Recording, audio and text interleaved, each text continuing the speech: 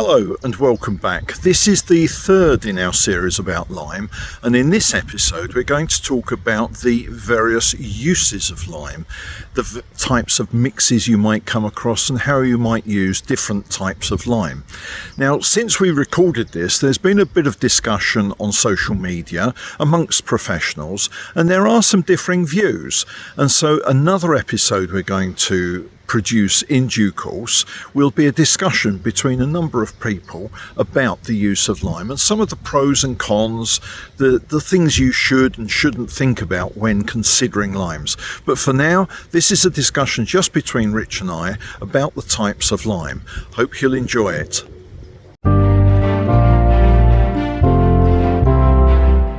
Hello and welcome to Talking Conservation, the podcast all about conservation of old, traditional and historic buildings and sites. with me, Rich Aylesbury. And me, Stephen Boniface. In the last video, we were talking about different types of lime and their characteristics. So we were thinking about how lime performs, and that was in terms of its compressive strength, its vapor permeability, and so on and so forth, its flexibility and things. Now, that was all the science bit. So in this video, we're going to be talking about the practical applications and how we use those different limes in different circumstances. We might also talk about cements and things like that and how that may come in. We'll see how we get on. But Rich is going to start, and we're talking about bedding mortar for building in masonry. So, Rich, over to you. Thank you, sir. So I guess when we're talking about this, we're talking about the traditional and fundamental use of lime, which is in building structures, so the bedding masonry. So that little slither of mortar that goes between a brick or a piece of stone, that's what I'm going to cover just here. So let's talk about the use of air lime. So as you remember from our previous podcast, we talked about lime putty or dry hydrated lime, essentially. Something's just been slaked. This is ideal for soft stone or for brick, certainly early clay traditional brick, in kind of low exposure or internal conditions. It's very slow setting.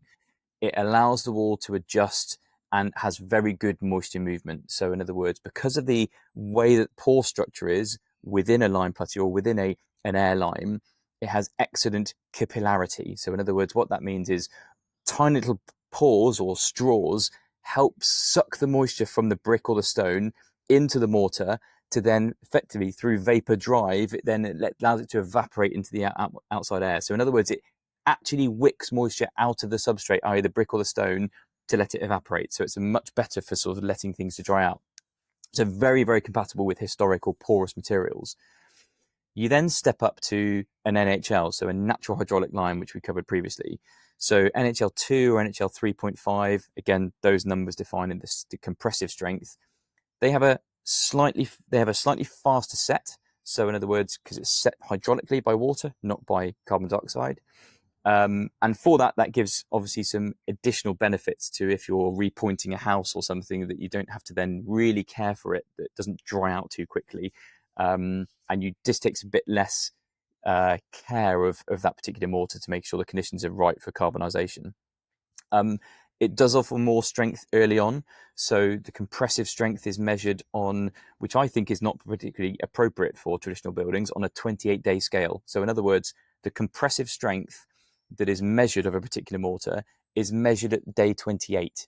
Now that means that on the first couple of weeks of the mortar being laid, you've got hydrating action, or the carbonisation of it is forming the final pore structure and the strength of that mortar. At day 28, that's at its strongest. Now, what we have found from research done by Historic England over several decades is that natural hydraulic limes continue to harden over time. So that means beyond the 28-day strength point. Now, for cement and concrete, that doesn't go any further. 28 days, that's it. It's the hardest it'll ever be. What we have found what the studies have found for natural hydraulic limes is they continue to harden, which can cause issues potentially later on.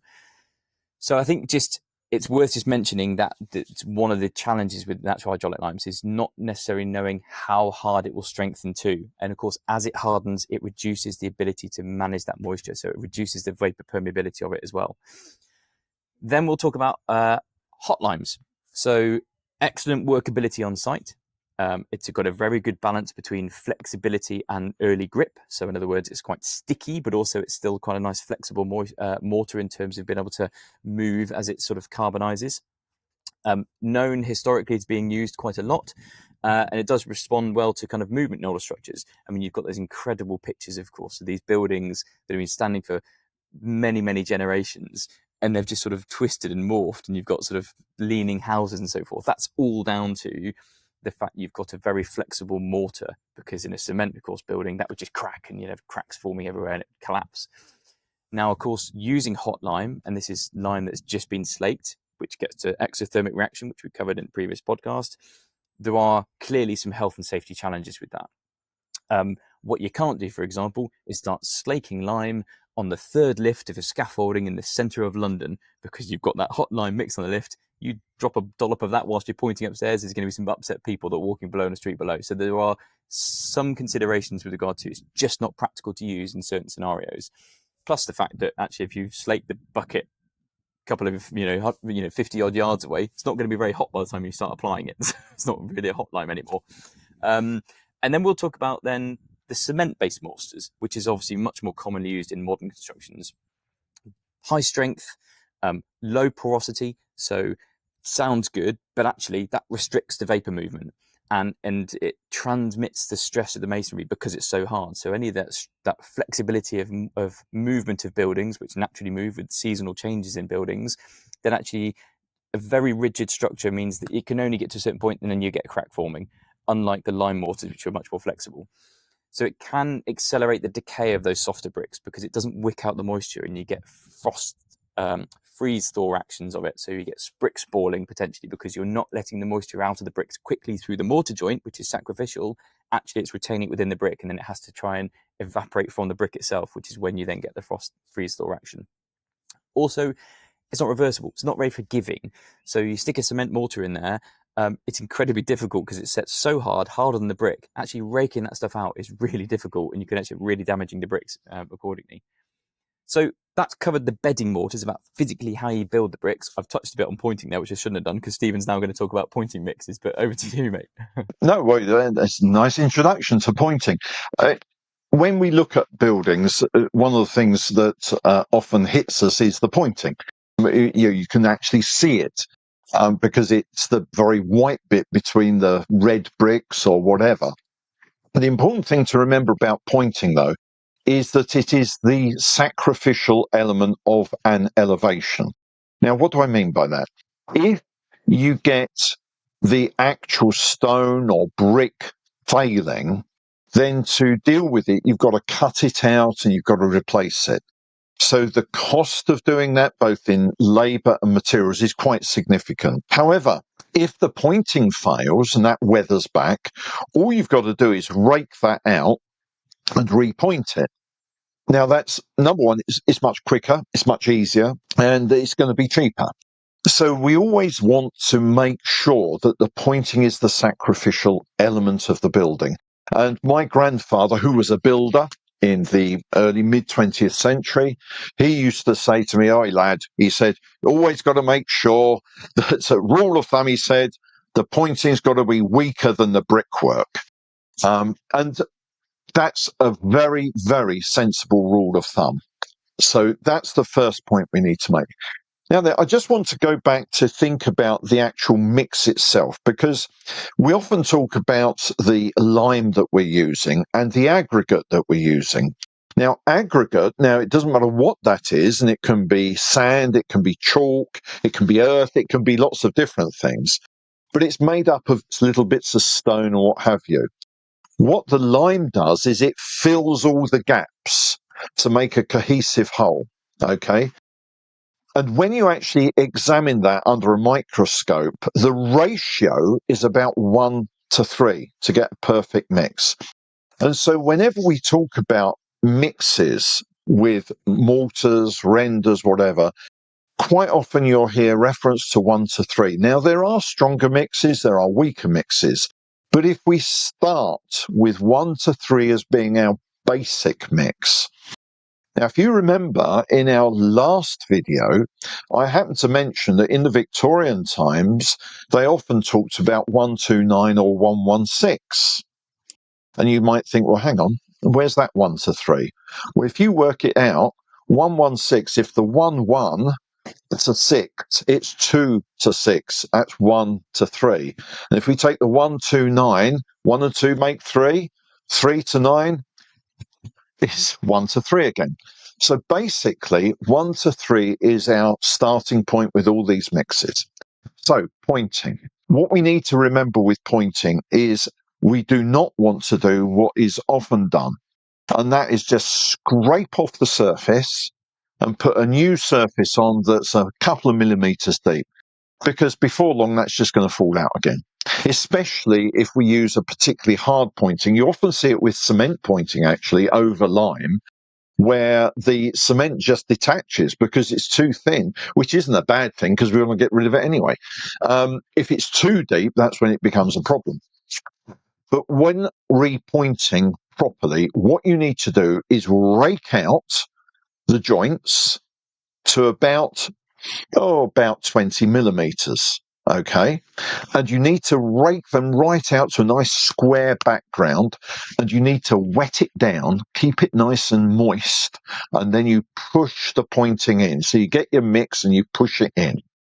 And that's how you do pointing. You just tap it gently. You don't iron it out with a trowel or anything, because that just brings all the fine materials to the surface. We don't want that. That makes it more impermeable. We want a rougher surface. So you push it in and then you just tap it out nicely. And that's basically how you do pointing in very, very quickly. But what we're using is, generally speaking, we're starting with our pure lime and sand, pure lime and chalk, whatever. We do have to make sure that it doesn't dry too quickly. And so therefore, occasionally, certainly in the summer, we need to keep it wetted down. So that's very important. Now, the other thing to remember about all of these, whether it's pointing, render, whatever, is frost is its enemy, especially with an air lime, a lime putty. Frost is the enemy. So there is a period of time in the year we can't use it. And generally speaking, we're going to say that between May and September, okay. April and October, a bit dodgy. Get into the winter period, forget it. Okay. So one of the things about pointing, rendering, whatever, is the timing. Getting the timing right. It is critical. I've seen so many failures over the years where they just got the timing wrong, the frost got at it, or they didn't control the carbonation. They didn't keep it wet enough or let it dry in the right. The actual set was either too quick or too slow. And what you can get if it's too quick is you get the outer layers setting with the bits behind not setting. So you've got a carbonated skin on a mortar or a render, what have you, behind that hasn't set.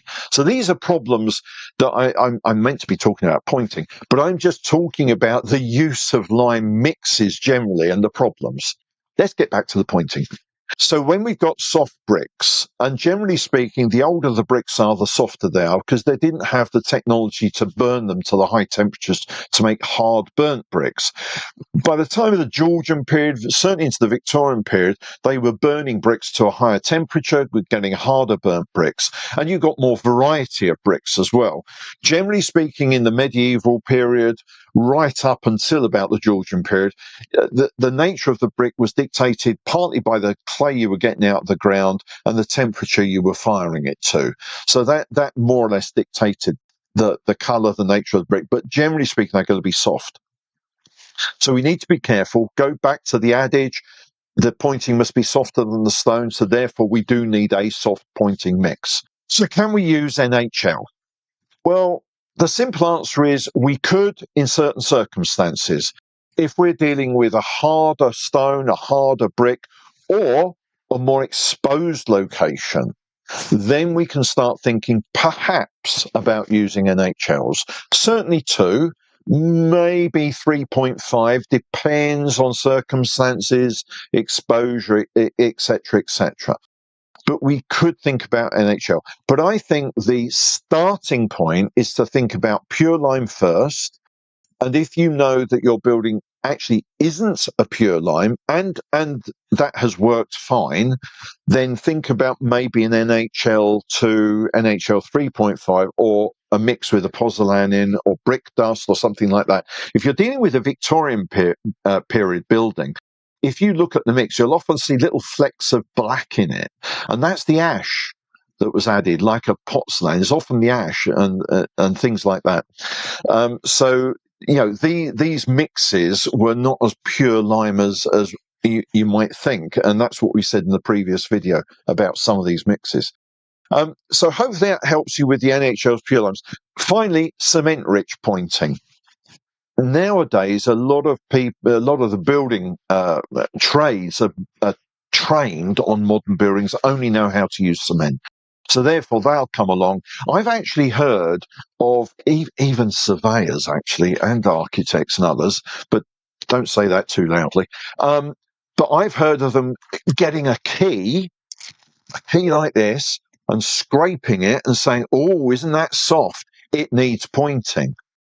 Because they fundamentally don't understand that it's meant to be soft. But if you've got someone that's come along and done that and has decided to therefore use cement pointing, and they've slapped in this cement and used the trowel and weather struck it and what have you, as I said earlier, if they've done the wrong thing, which is to only put a thin layer off, it might even come off quite easily. If they put a deeper layer in, that's much more problematic.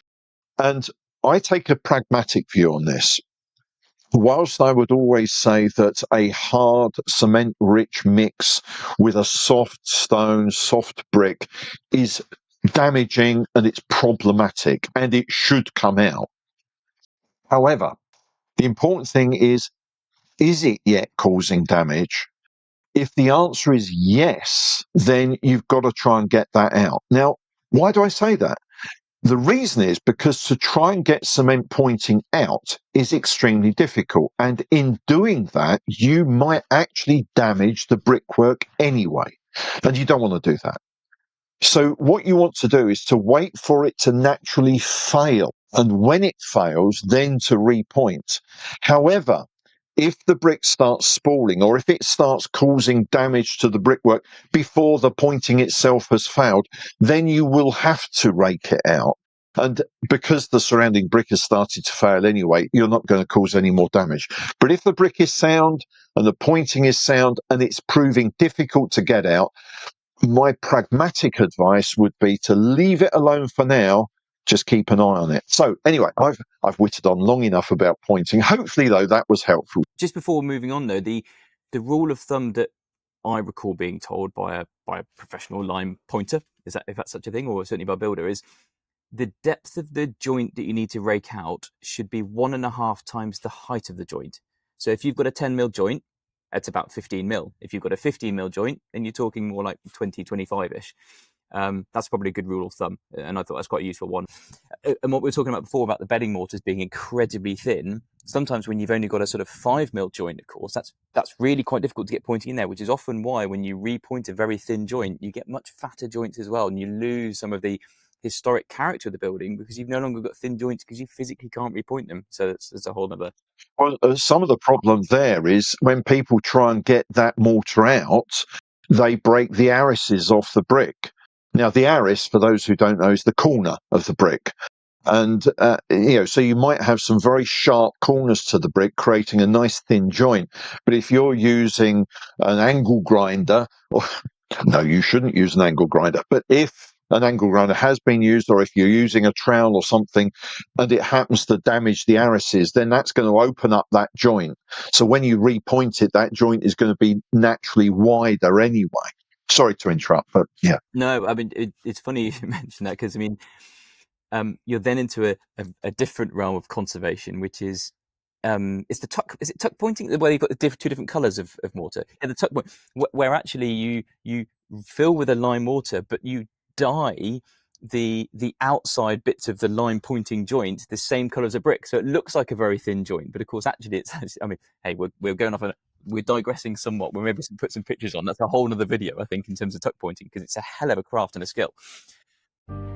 In order to keep this episode to a digestible length, we are stopping it here. Further episodes will follow, in which we will discuss other applications of lime, mortar and mixes. Thank you. Bye for now.